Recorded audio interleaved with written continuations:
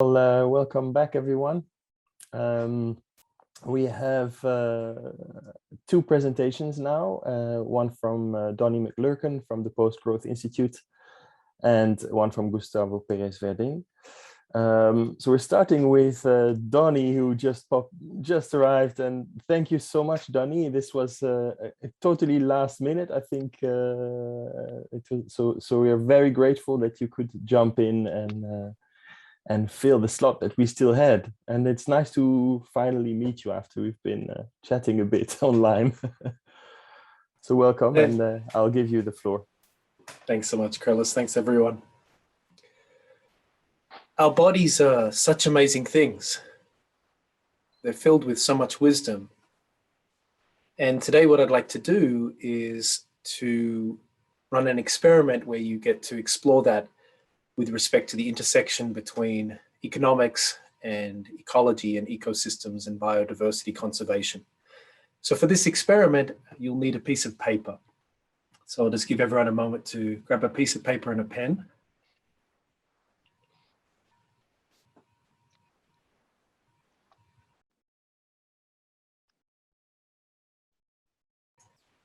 And when you've got that paper, I want you to draw a line down the middle of your page.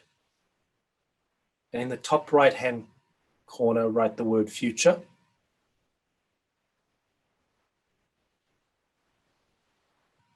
And in the top left-hand corner, write the word present.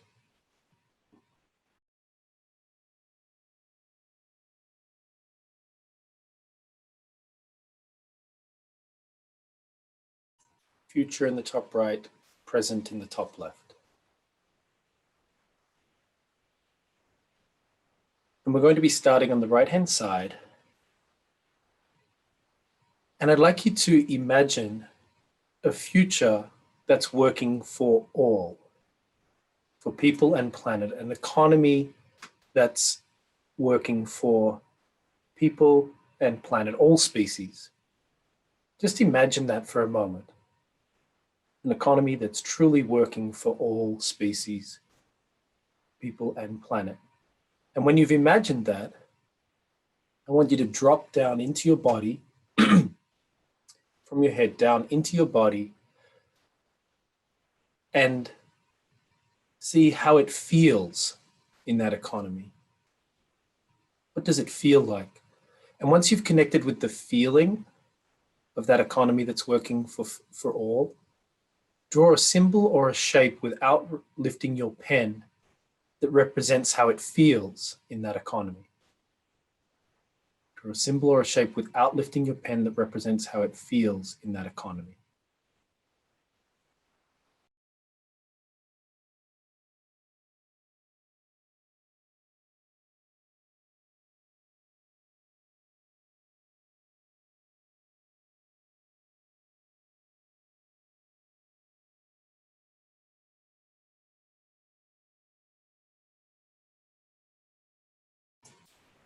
Just a few more moments there for people who might be connecting with that feeling.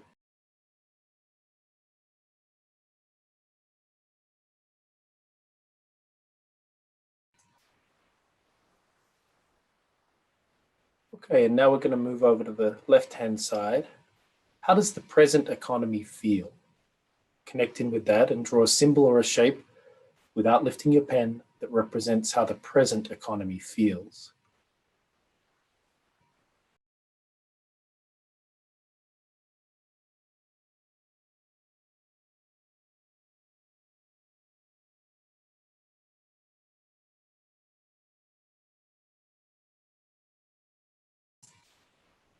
Just a few more seconds there.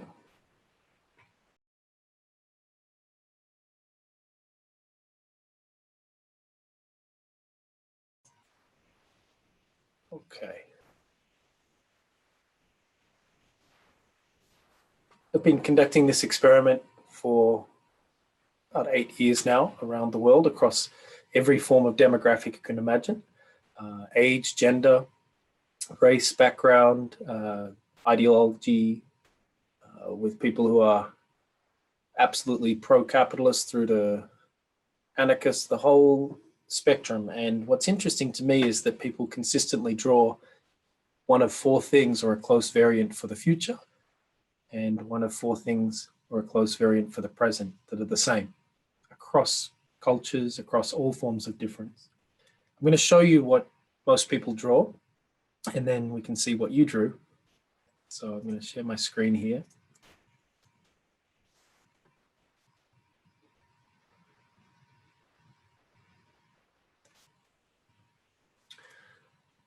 For the future, people consistently draw a circle, an infinity symbol, a spiral, or a heart. So if you drew one of those or a very close variation, just put a Y in the chat. And if you've got your video on and you'd like to hold up your sharing, you might want to show others what you drew if you've got your video on. Just hold it up close there so we can see. Okay, so we've got some kind of long circle there. I'm seeing, looks like a heart with a spiral around it. Yep. Okay, so there was an interconnected circles there, and looks like maybe a heart on that one, an infinity symbol. Okay, thank you so much. And for the future, people consistently share one of four things: a jagged line, a triangle, a downward arrow, or a mess of lines. So again, if you drew one of those or a close variation, put a Y in the chat, and then we'll have a look at some of those. See if a few people there. Yaga's saying, thought of a spiral for that first one, but ended up drawing a flower. Yeah, that often we go with things that emerge. And so here I see there's a mess of lines there. Yes. Okay, great. We are in the Someone's got the jagged line. Yes, Yaga. So now you are talking about the present, right? Yes, this is the present one. Yeah. Yeah. All right, and there's for the present, it looks like, from what I can tell, looks pretty messy. Yeah. Okay, so here's what I noticed having done this all around the world. And some of you may have drawn some different things there. And if we have time, we can explore that. But with the feeling of the present versus the future, we get consistently, so if we look at just comparing these here, what do you notice about these differences? The thing that I most notice is that the future is typically drawn with non-linearity, and the future typically, the present typically has linearity. And again, this is I've done this experiment with heads of Fortune 500 companies who very much believe that the capitalist market is able to deliver goods and services more efficiently than any other system. And so I asked them, given no one ever that I've seen so far draws something fully circular for the present, I asked them what's not circulating. In other words, what if we all know that a future that works has circulation built in, has non-linearity built in, and we know that our present system has a linearity built into it that's problematic. Nature represents, in most cases, that non-linearity. It thrives on that circulation, and when we have accumulation in natural systems, whether it's nitrogen, carbon, phosphorus, all sorts of different accumulations, we hit problems. When we have circulation, we have life. Just like in our bodies as well, when we have accumulation of certain toxins, or if blood or oxygen don't move to all parts of the body, we get necrosis. In other words, systems, all living systems, and I see our economy as a living system, thrive on circulation and die on accumulation. And our current system has accumulation built in, which is the connection to the absence of biodiversity. We see the accumulation in terms of emphasis on certain crops, certain species, and these sorts of things. So my takeaway from this, and I'd be interested as we open this up to discussion in just a moment. It's a short presentation today, and I hope it fits in with some of the things you've been discussing. My takeaway is that, well, what does it mean if all around the world people connect in with the same kinds of things? That we know that the future needs to be circular in certain ways, and we know that the present isn't.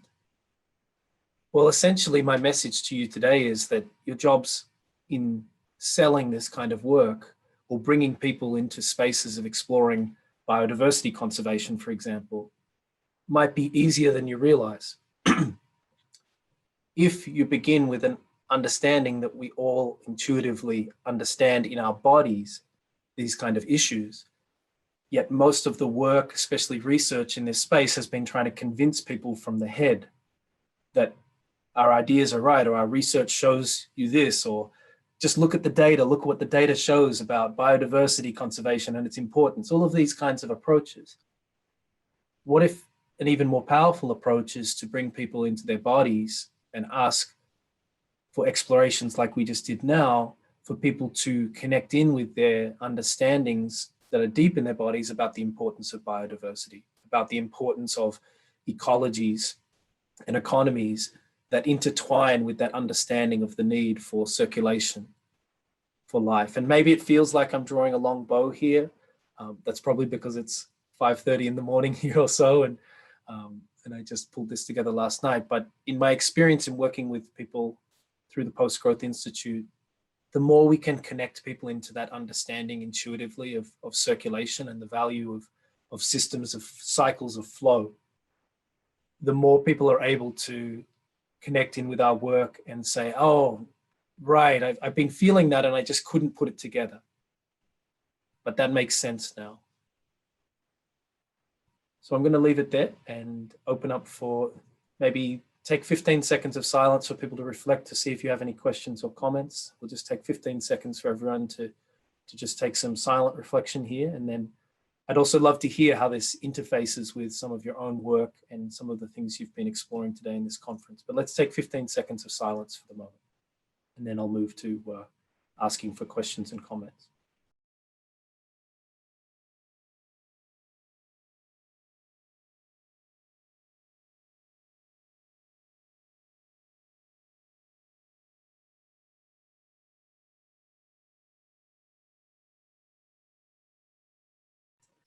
Would anyone like more silent reflection time? Just put a Y in the chat if you'd like a little more time.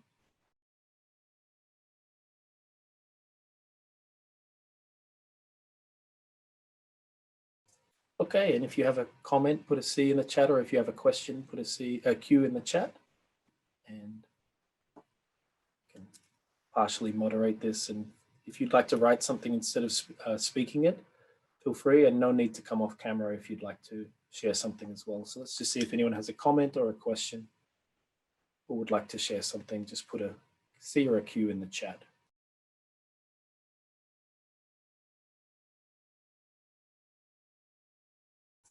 It could also be a reflection on your experience here and how this interfaces with your own work. And I'd love to hear about the Buba Kiki effect, Thomas, that you mentioned there.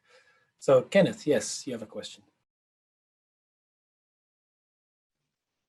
So very interesting, impressive experiment, Donnie, and a great pleasure to welcome you as well today on this spontaneous setting.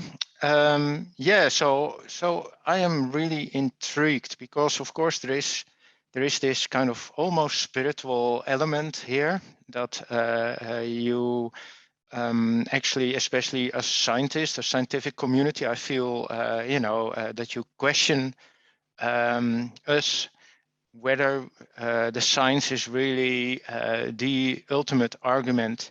So I'm really curious pragmatically.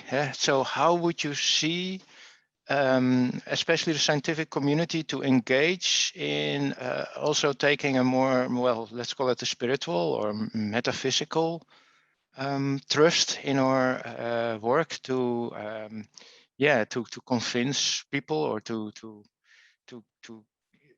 make people aware of alternative solutions? Well, thanks, Kenneth. I really love that question. And of course, there's work like I'm thinking of like the work of Arne Ness and others in deep ecology that I guess Okay. moves into that space more. But Mm-hmm. but I think I would come back to, before even moving into the language of spiritual, which I connect with, but I want to make this even more close perhaps to people's experience. Yeah. And that is, scientifically, when we begin with what's working and what's good and what's well, in any kind of engagement. So if we're presenting our research, or we're responding to a journalist, or we're opening up an article that we're writing, an op-ed about a paper that we've just done, for example, if we begin with what's working, so if you take the piece in your data or the piece in your narrative that starts with what is good about the existing system, then what happens is it takes people into the front part of their brain in terms of the engagement, the creative neocortex. And this allows for an engagement with your content, which is much more about the person participating thinking creatively about what they can do with your information.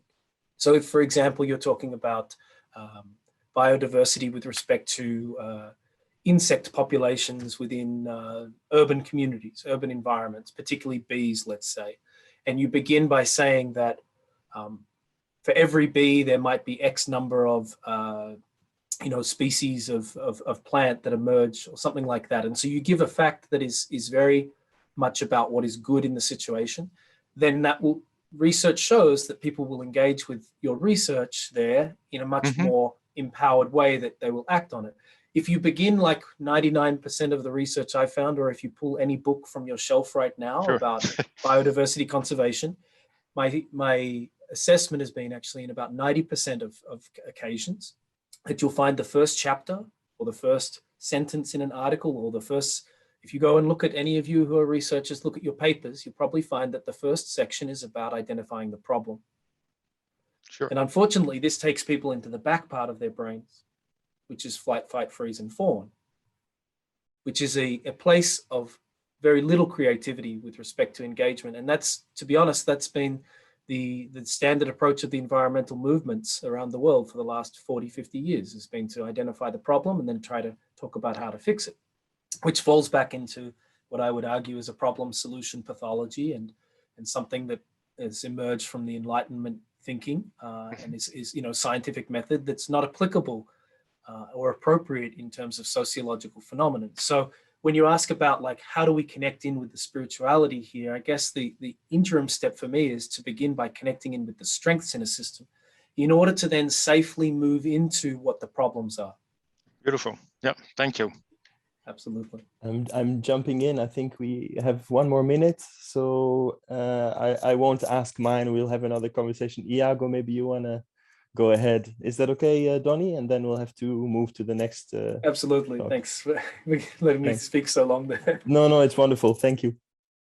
Thanks a lot, Tony. I think it's really insightful to see how you approach people's intuitions instead of working only at the mental level, which I think it has revealed already all the limits. No, it's very, very inspiring. In the morning, I was sharing some insights on symbols and the theory of Jung regarding the use of symbols and the symbols of the self, the mandala, and so on. And I see that there is also this circularity in the symbols that people draw for the future. I think there is a nice connection there. I just wanted to ask you if you have concrete examples of how you apply this way of working in your post-growth institute. Do you work with scientists, and what is their reaction, Yeah, absolutely. So the primary application we have with this is working with businesses and people. I'll come back to the scientists in a moment. And so we'll essentially then sort of say, okay, so what's not circulating in the present economy? And that's when we'll ultimately get back to questions of monetary circulation, power, resource circulation, etc. And then because they've identified this themselves, and we can keep pointing to their own observations of their own experience, we can then have a conversation around business transformation, for example, from different forms of ownership to others.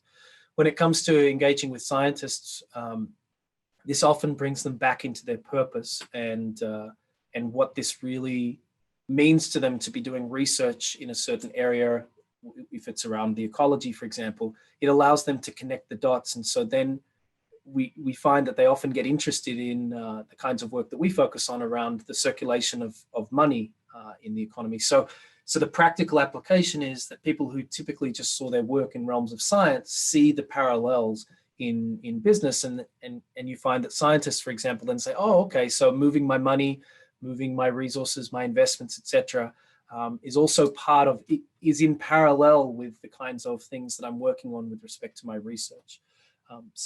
Maria was just asking, do I have a reference for the research showing how framing affects people's brains? There's certainly work by, I think of like George Lakoff's work in cognitive science. And I've got some links in an article that I wrote a little while back, some links to some research. So I'll post those in the Zoom chat here in just a second. Thank you, everyone. I appreciate being here with you all, and I'll stay for this next presentation. And I'll put my details in the chat if anyone wants to connect further. Thank you so much. Thank you, Donnie. That was very nice. All right.